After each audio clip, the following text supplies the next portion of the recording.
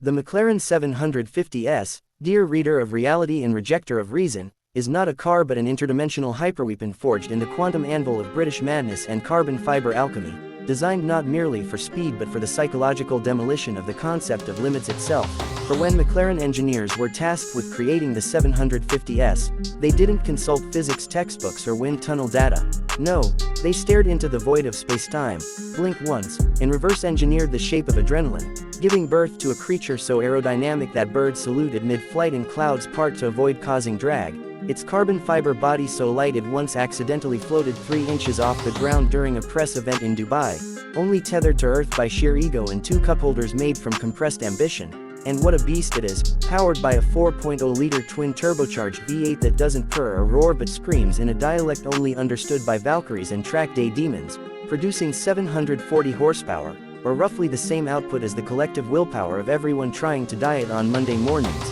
And when that engine breathes fire through the titanium-tipped exhausts tuned by Odin's personal sound engineer, it doesn't merely rev, it declares war on inertia, launching the 750S from 0 to 60 miles per hour in 2.7 seconds, a number so fast that by the time your brain registers motion, you're already late for your own funeral. And let's talk about the interior. Oh, that glorious, minimalist, fighter jet-inspired command center where buttons are banished, distractions are illegal, and every surface is covered in Alcantara, carbon fiber, or the soft size of crushed Ferraris, with a steering wheel devoid of nonsense because if you're asking where the volume knob is, you don't deserve this car, this spaceship, this sacred mechanical sermon on wheels, and yet somehow despite the lunacy, the savagery, the pulse-ripping G-forces, the 750S is civilized in the way a cheetah in a tuxedo might be, elegant, composed, but always 0.2 seconds from disemboweling the laws of physics and leaving gravity on read. And the suspension, oh lord, the proactive chassis control 2 system,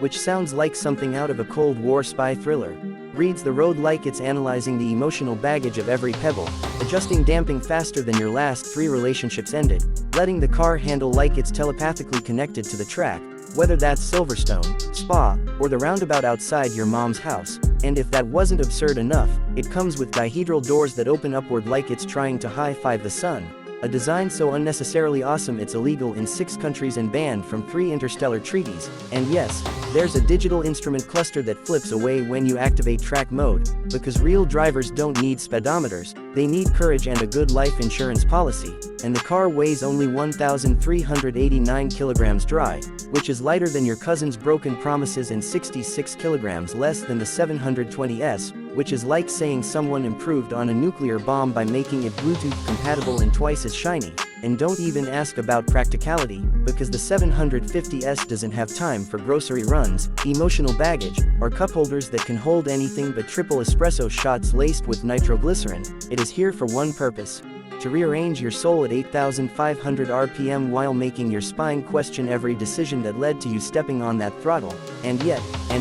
it remains composed on public roads, like a lion gently balancing a Fabergé egg on its paw, with enough aerodynamic wizardry to suck itself to the tarmac without creating lift, thanks to an active rear wing that moves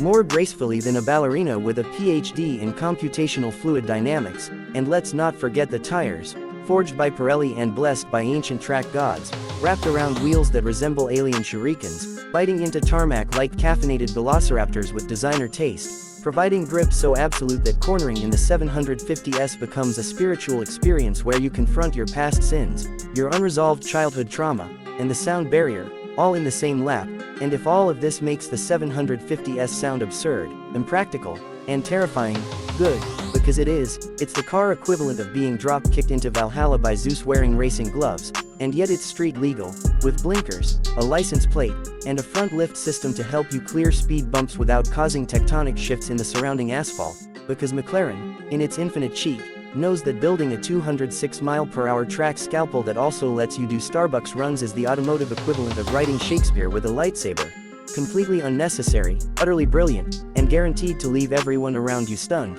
confused, and secretly jealous. So in the end, the McLaren 750S is not just a car, it's a philosophy, a flex, a fever dream made real, a love letter to velocity, precision, and the raw, unfiltered absurdity of engineering something so pure, so purpose-driven, so aggressively indifferent to practicality that it could only come from a place where Formula One DNA is injected into road cars with a syringe made of carbon fiber unicorn bones, and when you drive it, really drive it, you don't just go fast. You ascend into a realm where the horizon bends, time slows, and your internal organs begin negotiating with gravity for better benefits, because the 750S doesn't care who you are, where you came from, or what excuses you brought. It only asks one thing: